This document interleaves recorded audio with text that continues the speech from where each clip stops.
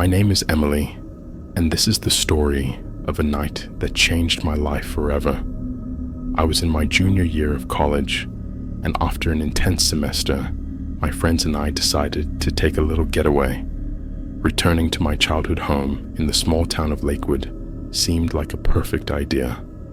Along for the trip were Ryan, Lucy, and Ben, all college friends who could turn any situation into an adventure. When we arrived in Lakewood, everything felt peaceful and nostalgic.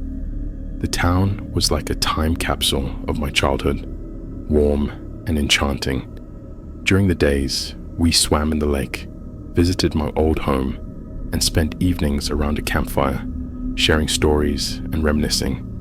But it was on our journey back that everything took a dark turn. We left late on a Sunday night. The route we chose passed through a stretch of road known as Silent Road, a place I'd always found unsettling as a child. True to its name, it was cloaked in darkness, bordered by dense trees, and eerily quiet at night. Still, I figured it wouldn't feel so creepy with a car full of friends. I couldn't have been more wrong. At first, everything seemed normal. Lucy was flipping through radio stations, Ryan was cracking bad jokes, and we were all laughing. But as we drove further, a strange tension filled the car. The silence outside seemed to seep in, making even the sound of the engine feel muffled and distant. Suddenly, Ryan slammed on the brakes. Startled, we asked him what was wrong. "There's something there," he said, pointing ahead. In the beam of the headlights, he claimed to have seen something moving in the shadows. The rest of us squinted into the darkness, but saw nothing. Lucy suggested it was probably an animal, but Ryan was adamant. "No, it was someone. I'm sure of it," he insisted. Before we could stop him, he grabbed a flashlight and stepped out of the car to investigate. The rest of us waited in tense silence, the minutes dragging on like hours. 5 minutes passed, then 10. Ryan didn't return. We shouted for him, but there was no response. Lucy started to panic. "What if something happened to him?" she said, her voice trembling. Ben tried calling Ryan's phone, but there was no signal. The oppressive silence of the forest made everything worse. Eventually, we decided to look for him together. Armed with flashlights, we stepped into the darkness. The forest was much darker than the roadside, with branches overhead blocking out the moonlight. The only light came from our flashlights, barely illuminating the path ahead. We called out for Ryan, our voices echoing back to us, but there was no answer. After about 20 minutes, we found Ryan's flashlight lying on the ground. Its beam was still shining, but he was nowhere in sight. We scanned the area and noticed footprints in the dirt. They led a few meters further into the woods before abruptly stopping. Lucy's face turned pale. "How is that even possible?" she whispered. None of us had an answer. We searched the forest until dawn, combing through every shadowy corner and even checking near the lake. But there was no trace of Ryan. As the sun rose, we finally called the police. They arrived with search teams and dogs, scouring the area for hours. Despite their efforts, they found nothing.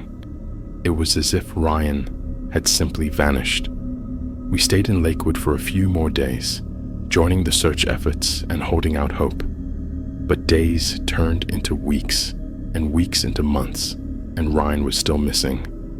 The police theorized that he might have wandered off intentionally or fallen victim to a wild animal. But we knew Ryan wouldn't just leave us like that. Something had taken him, something unexplainable. Years have passed since that night, but the events of Silent Road haunt me to this day. I can't forget the determination on Ryan's face, the eerie glow of his flashlight lying abandoned, or the oppressive quiet of that forest. Sometimes I dream of that road. In my dreams, I see Ryan being drawn into the shadows, as if something unseen is calling him. Whenever I visit Lakewood, I find myself standing at the edge of Silent Road, staring into the trees, and every time I feel the same unsettling pull, as if it's calling me too. But I'm too afraid to find out what lies beyond that darkness. Ryan's disappearance remains an open wound for me. What happened that night in the forest?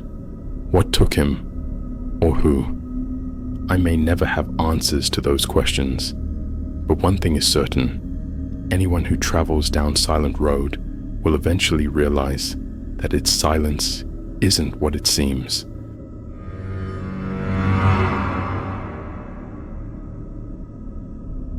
My name is Mark, and for years I worked as a delivery driver for a regional courier company. It was a job I loved. Quiet, solitary, with long stretches of open road to clear my mind. But one night, a routine trip turned into the most harrowing experience of my life. Something I'll never be able to explain. The route was familiar, a stretch of back roads connecting two rural towns. It wasn't heavily trafficked, but I'd driven it so many times that I could navigate it with my eyes closed. That night, though, something felt off from the start. The air was heavy, almost suffocating, and the surrounding woods seemed darker than usual, as if the night had swallowed all the light.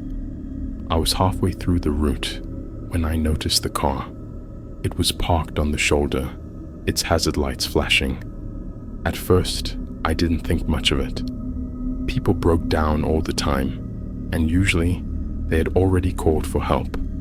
But as I drove closer, I saw a woman standing next to the car, waving her arms frantically. I slowed down, rolling my window down slightly. "You okay?" I called out. She looked panicked, her voice trembling, as she said, "My boyfriend. He walked into the woods, and he hasn't come back. Please, can you help me find him?" Something about the situation made my stomach turn. It wasn't just her tone. It was the way she kept glancing over her shoulder toward the trees, as if she expected something to emerge from them. Still, I couldn't just leave her there. I pulled over and grabbed my flashlight. She led me to the edge of the woods, explaining that her boyfriend, Derek, had gone to look for a gas station after they'd run out of fuel.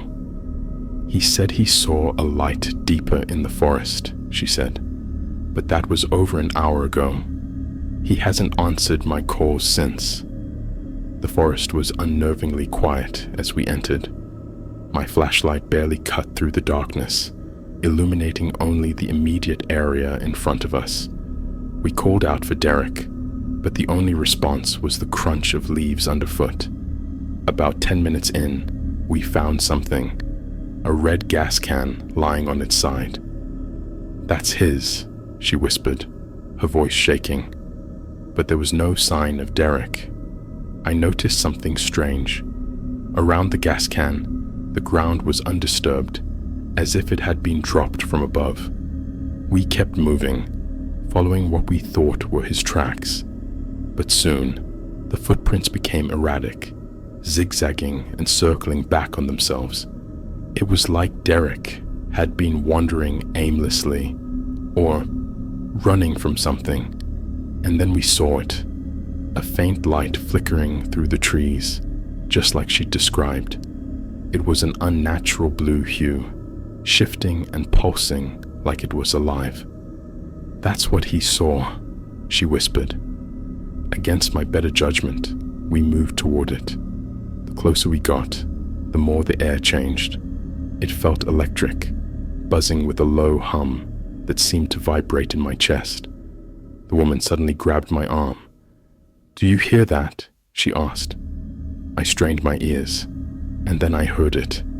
A faint whisper, just barely audible, like dozens of voices speaking at once. When we reached the source of the light, it was nothing we could have prepared for. In a small clearing stood an old, rusted signpost with no markings, glowing faintly in the blue light. Around its base were piles of items: watches, wallets, shoes, decayed and covered in moss, but no Derek. As we stood there, frozen, the whispers grew louder. It felt like they were coming from all around us, pressing in, though there was no one there. The woman screamed suddenly, pointing behind me. I whipped around, but there was nothing. "We need to leave," I said, grabbing her arm. But as we turned to go, the light flared, blinding us for a moment. When I could see again, she was gone. I called out her name, my voice cracking with panic, but there was no answer. The clearing was empty, save for the faintly glowing signpost. The whispers grew deafening, and I could feel something pressing against my chest, as if unseen hands were holding me in place. I ran. I don't remember how I found my way back to the road. My flashlight died somewhere along the way, leaving me to stumble through the dark. When I finally emerged, my delivery truck was the only vehicle in sight. The woman's car was gone, along with any trace of her or Derek. I reported the incident to the local authorities, but they found nothing. No car, no footprints, no glowing signpost. They suggested I'd imagined it, maybe due to fatigue or stress, but I know what I saw, what I heard. To this day, I can't drive that route without feeling a chill run down my spine.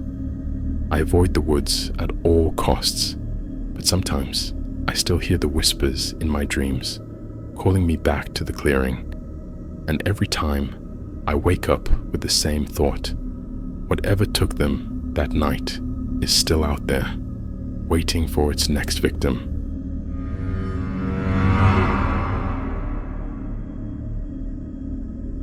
My name is Lucas, and as unbelievable as this story may seem, it changed my life completely. I'm sharing it because I still feel like something is watching me. Last summer, I had to move to a small town for work. The town was surrounded by dense forests, and everyone seemed to know each other. At first, it seemed peaceful, almost idyllic, but I soon realized that this tranquility was just a facade. One day, while chatting with my new neighbor Grace, I learned that a few people had disappeared over the past 5 years. These people mostly lived near the forested area. As Grace told me this, her voice dropped to a whisper, and her eyes darted around nervously. "Never go near the forest at night," she warned. I wasn't the type to believe in such stories, but what happened a few weeks later made me question everything. One night, while the town was silent, I was jolted awake by a sound. At first, I thought it was just the wind moving something around, but then I heard it more clearly. A woman's voice. "Help me!" I rushed to the window and looked outside. The street was empty except for a figure standing under the streetlight. It was a slender woman in a white dress. She had her back turned to me, standing completely still. "Mom, are you okay?" I shouted. She didn't answer. Eventually, I couldn't take it anymore and went outside. When I got to the street, the woman was still there. But as I approached her, she slowly faded into the darkness, like a mist dissolving. I barely slept that night.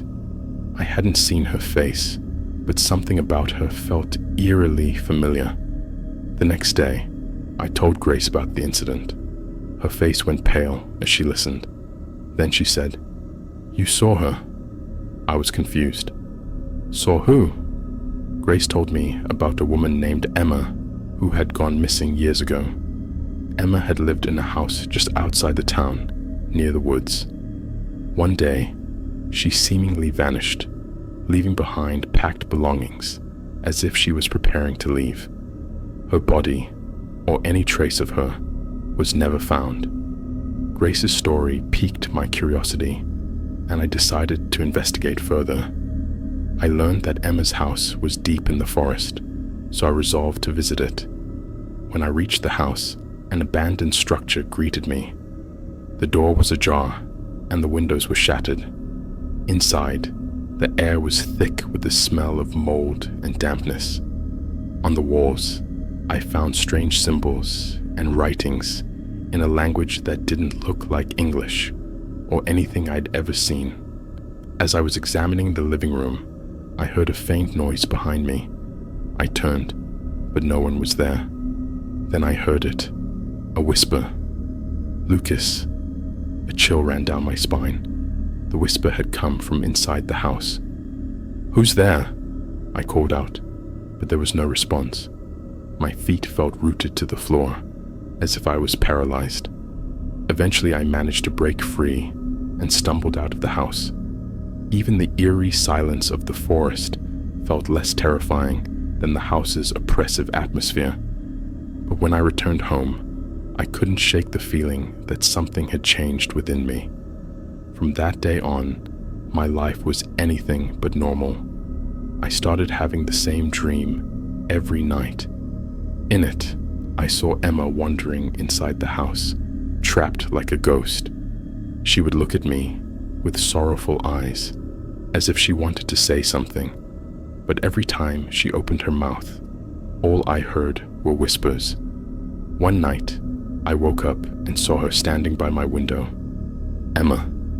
She was staring at me. This time, she wasn't whispering. She just watched me in silence.